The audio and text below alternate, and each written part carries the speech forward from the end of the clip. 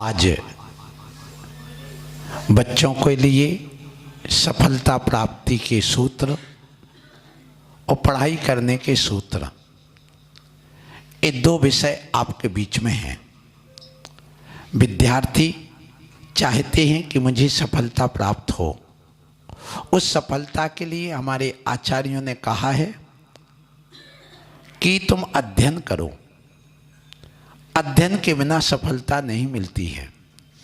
तो अध्ययन वह पढ़ाई हमारे आचार्यों ने 5 प्रकार से बताई है कि जो विद्यार्थी 100 में से 100 नंबर लाना चाहता है वह 5 प्रकार से पढ़ाई करे।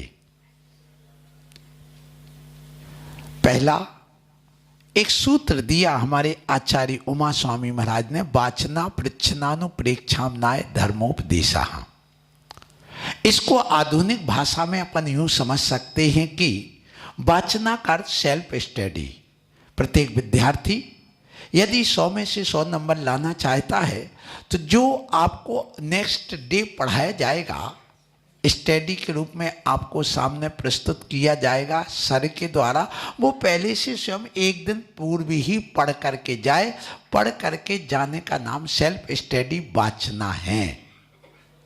फिर इसके बाद वह जब पढ़ करके वहाँ जाएगा अपनी क्लास में, तो वहाँ सर के सामने समझे, मन लगाए कि हम पढ़ के आए थे, सर ने क्या बताया और हमने क्या समझाए। अब जब समझ में नहीं आया तो खड़े हो करके वह प्रश्न करे, जिसका नाम है पृच्छना। ये दूसरे प्रकार का स्वाध्याय है, क्वेश्चन करना। जब क्वेश्चन करता है व्यक्ति तो उसका मन कंसंट्रेट होता है, उसका एकाग्रता बनती है। और उसके बाद में वह जब प्रश्न करता तो एकाग्र चित्त होकर के वह सुनता भी है। सुनने के बाद में और वो पढ़ने के बाद तीसरी प्रकार की स्टडी आ जाती है, जिसका नाम है अनुप्रेक्षा।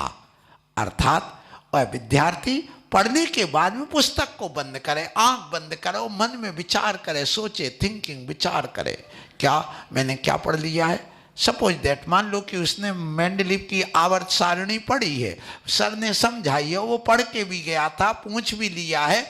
अब वह बैठा बैठा सोचे कि मेंडलीव की आवर्त सारणी क्या है, तो वह सोचेगा कि मेंडलीव ने एक सारणी बनाई है, उसमें 103 तत्व उसने खोज के रखे हैं। वह सोचेगा। अब सर ने पढ़ाया कि नाइट्रोजन सर्किल क्या है, तो वह सोचेगा कि वायुमंडल में नाइट्रोजन थी और नाइट्रोजन पानी के साथ में नीचे आई है और वे पेड़ पौधों ने उसको खाद के रूप में एब्जॉर्ब किया, सोख लिया।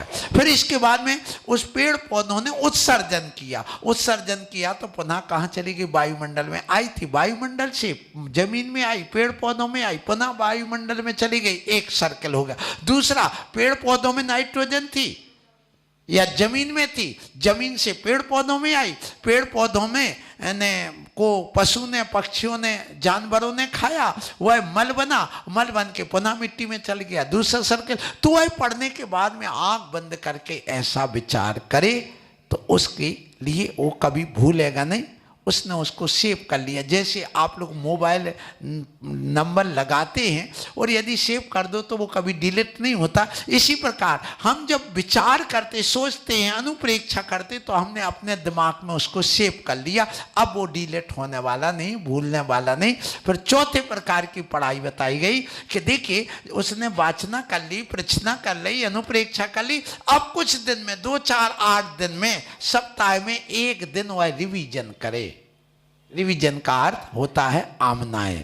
फिर इसके बाद में जब वह 4 बच्चे बैठे, अपने स्कूल के सब बच्चे बैठते, तो उपदेश का अर्थ वहां पर डिस्कशन करना आपस में। वो पूछे, क्यों सर ने आपको क्या बताया था, मेंडलीव की आवर्त सारणी क्या है, ये त्रिभुज के तीनों अंता कोणों का योग 180 अंश होता, वो क्यों होता है, आप बताइए। ये नाइट्रोजन चक्र क्या है, ये आपके ऑक्सीजन गैस कैसे बनती है, आप बताइए। तो वो एक दूसरे से बैठ करके डिस्कशन करे, तो उसी का नाम धर्मोपदेश। ऐसे 5 प्रकार से पढ़ाई करने पर उसके दिमाग में यह फिट हो जाएगा। अब पढ़ाई करने के लिए और मैं आपको बताऊं, वह विद्यार्थी कम से कम 24 घंटे में, वैज्ञानिकों ने अभी रिसर्च की है कि एक विद्यार्थी यदि 8 साल की उम्र से लेकर 12 साल की उम्र का है, ऐसा विद्यार्थी यदि कम से कम 5 किलोमीटर प्रतिदिन रन करता है, चलता है, पैदल चलता है, तो उसकी मेमोरी शार्प होती है, उसकी ग्रास्पिंग पावर बहुत तेज होती है, वो जल्दी उसकी मेमोरी और मजबूत हो जाती है।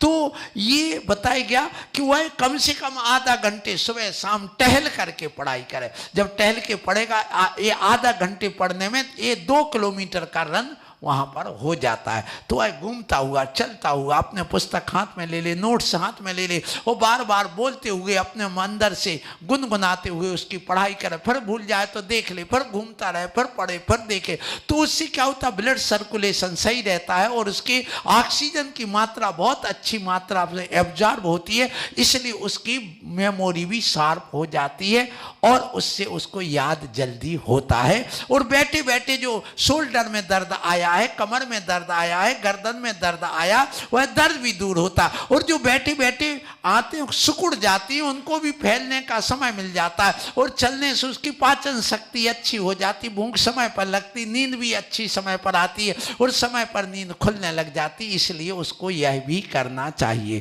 फिर बताया गया प्रत्येक विद्यार्थी को, पढ़ाई करने वाला विद्यार्थी अपने सुबह से उठ करके, जो हमने कल बताया था कि वो मंत्र का जाप करे। मंत्र कौन सा है? ओम ह्रीम नमो अरिहंताणम वद वद वागवादिनी सरस्वती देव्यै अर्हम नमः। इस मंत्र का 9 बार कम से कम जाप करे। और इस जाप के अलावा वह घर जा करके अपने स्कूल से आया, माँ को बता दे, दादी को, किसी को भी बता दे, 20-25 किस्मिस ले और 2 बड़े बच्चे 2 बादाम, छोटे बच्चे 1 और 8 साल से कम है तो आधी बादाम ही पर्याप्त है। उसको अच्छे ढंग से गर्म पानी से धो करके मंत्र पढ़ के भावना करे कि भगवान मेरी बुद्धि सही बने, मेरे दिमाग की वृद्धि हो, मेरी बुद्धि की वृद्धि हो, मैं स्वस्थ रहूं और मैं जो भी पढ़ाई करूं मुझे याद हो जाए, मुझे सफलता मिले। ऐसा विचार करके ओम ह्रीम नमो अरिहंताणम वद वद वागवादिनी सरस्वती देव्यै अर्हम नमः, ये मंत्र पढ़ करके उसको फूलने के लिए रख दे और एक कपड़े से ढक करके उसको रख दे। और सुबह उठ करके सबसे पहले नाश्ता के रूप में उसको यही लेना चाहिए। किशमिश लेने से क्या होता है कि डॉक्टर का ये कहना कि जैसे हम लोग सिरप पीते हैं, कई लोग, हम मतलब आप लोग, हम तो नहीं पीते हैं, आप लोग जो सिरप पीते हैं उसमें वो शंख पुष्पी रहती है, सिरप पियो उससे मस्तिष्क में वो वृद्धि होती है, होता। इसकी अलावा ध्यान रखना, आप सबसे अच्छा किशमिश है, अंगूर है, मुनक्का है, दाख है, ये खाइए। को इसमें लिबोफिलामिन नाम का एक रसायन होता जो हमारी स्नायु को मजबूत बनाता है और जो हमारी जो ट्रांसमीटर होते हैं हमारे शरीर में, न्यूरॉन्स, उनमें मजबूती आती है और उस मजबूती के कारण से उसकी याददाश्त भी मजबूत होती है। इसीलिए कहा गया कि विद्यार्थी ब्रह्मचर्य का पालन करे, विकल्प जानों से दूर रहे, खान पान शुद्ध रखे, जिससे कि उसके जो स्नायु हैं वो मजबूत हों। और मजबूती के लिए ये बादाम और किशमिश बहुत पर्याप्त औषधि का काम करती है। फिर कहा गया कि ऐसा विद्यार्थी जो पढ़ाई करता है और उसके लिए केला भी खाना चाहिए, कम से कम 1 केला प्रतिदिन खाए। क्यों? इसलिए कि केला में मेलाटोनिन नाम का एक रसायन होता है जो हमारी तनाव को दूर करता है, हमारी थकान को दूर करता है, हमारे डिप्रेशन को दूर करता है और समय पर नींद लाता है और समय पर हमारी नींद को खोल भी देता है। इसलिए उसका भी सेवन करना चाहिए। बिल्कुल सस्ती औषधि है। और दूध का भी लगभग 1 पाव दूध प्रत्येक विद्यार्थी को तो पीना ही चाहिए, क्योंकि दूध अपने आप में पूर्ण खुराक है। 1 लीटर दूध आप पिएंगे तो और अच्छी बात है, लेकिन अंडे, मांस, मछली का सेवन विद्यार्थी को कभी करना ही नहीं चाहिए। फिर विद्यार्थी अपनी याददाश्त बढ़ाने के लिए और अपने याद करने के लिए अलग से नकल की पर्ची जैसे नोट्स बनाए और अपने जेब में डाल करके रखे। विद्यार्थी नोट से लेकर के चलता है और व्यापारी नोट लेकर के चलता है। जब विद्यार्थी नोट से लेकर के चलता है, उसको कहीं भी बस स्टैंड पर बैठा है, मान लो इंतजार कर रहा बस आने का, उसी बीच में एक पुस्तक को ना उठा करके उसने नोट्स निकाला, मन में विचार किया ये मेरे मित्र का पत्र, उसने तो भेजा कि प्रश्न आने ही वाला, बस उसको खोल करके और एक बार पढ़ ले, फिर जेब में रख ले, फिर अंदर अंदर गुनगुनाता रहे, तो उसको जल्दी याद हो जाता। आप लोग मैच देखते हो, क्रिकेट मैच वगैरह, तो आपको उसकी सारी रिकॉर्ड याद हो जाती कि आज किसने कितना रन बनाए, किसने क्या किया, इंडिया ने कितने पर आउट हो गई। क्यों हो जाता कि जब तुम्हें कोई भी मिलता, अरे यार तुम मैच देखते हो और तुमने पता नहीं आज तो इंडिया बिल्कुल पूरी लुटिया डुबा दी, उसको सब पता है। तो इसका मतलब वो 17 जगह वो बात करता। क्या पढ़ाई की तुम ऐसी बात करते हो? नहीं करते, इसलिए भूल जाते। यदि तुम उस पढ़ाई की भी ऐसी बात करने लग जाओ तो तुम कभी भूलोगे नहीं। तो ये आप लोगों को इतना करना है। अब अंतिम बात कह दूं कि ये तो हो गया। अब परीक्षा एग्जामिनेशन हॉल में आप पहुंचे, पढ़ करके तैयार करके पहुंचे।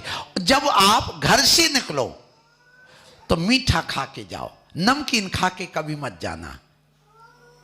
और इसके बाद में जब आप घर से निकलने लग जाओ तो उस समय अपना दाहिना पैर, राइट वाला, लेफ्ट वाला नहीं, वो सबसे पहले घर से बाहर निकालो, क्योंकि ये सफलता का, विजय का प्रतीक होता है, शांति का प्रतीक होता है, उमंग उत्साह का प्रतीक होता है। फिर जब आप एग्जामिनेशन हॉल में प्रवेश करेंगे तो अपना वहां पर भी पहले यही पैर, दाहिना पैर ही, राइट वाला ही अपने उस दरवाजे के अंदर हॉल में रखें, जो गेट होता उसके अंदर वही पैर रखें। और जब पैर रखोगे तो जोर से श्वास खींच करके रोक लो, दम भर लो कि नहीं मेरे अंदर साहस आए, मेरे अंदर घबराहट ना आए, मेरे अंदर वह पावर आ जाए। इसलिए ऐसा करके वहां पहुंचे। अब आप परीक्षा देने के लिए बैठ गए और परीक्षा देते देते आपके मान लो 7 क्वेश्चन हैं, उसमें आपने 4 सॉल्व कर लिए। अब 5वां क्वेश्चन पढ़ के तो गए थे पर याद नहीं आ रहा, उस समय क्या करोगे?